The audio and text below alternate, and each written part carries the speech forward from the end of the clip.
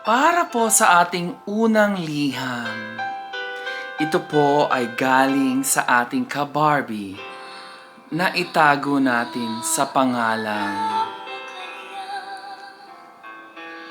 Remedios. At ito po ang kwento ni Remedios.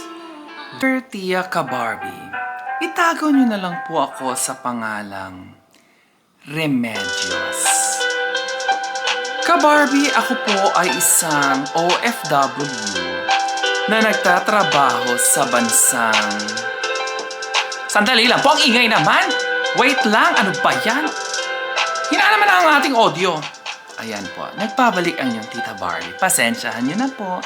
Minsan talagang mainit ang ulo ng Tita Barbie ninyo. Pero eto na po, ang sulat pagmamahal galing kay Remedios na isang OFW mula sa bansang Trinidad and Mexico. Tia Barbie, may nakilala po akong isang AFAM dito noong ako ay lumabas at bumili ng panty liner. Napaka-inspirational po mga ka-Barbies. While naghahanap po ako sa grocery market, ay bigla ko pong nakasalubong itong AFAM na ito. Tia Barbie, lubos po akong namangha at nabighani sa ganda ng kanyang mata.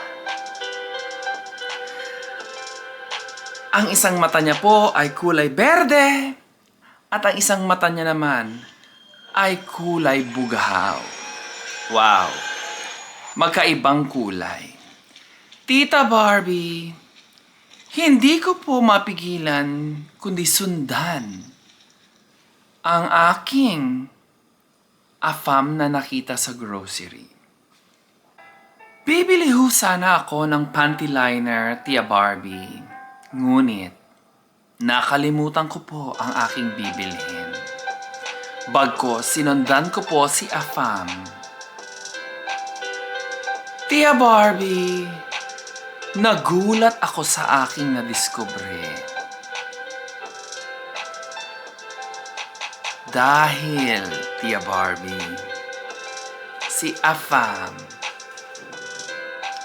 panty liner din palang binibili, MBR na sung. Ang saklap naman ng sinapit ng ka-Barbie nating ito. Kaya ito po ang payo ng inyong Tia Barbie. Sa susunod po, huwag kayo masyadong assuming. Huwag kayo masyadong mamangha. Mag-imbestiga. Matanglawin. Kailangan nyo po talasan ang inyong pangamoy. Baka malay nyo, ang AFAM na hinahanap ninyo mga ka-Barbies ay nireregla rin pala. Kaya sana po, nakapulot kayo ng aral at leksyon sa araw na ito. Maraming salamat, ka-Barbie Remedios, sa iyong napaka-inspiring na kwento.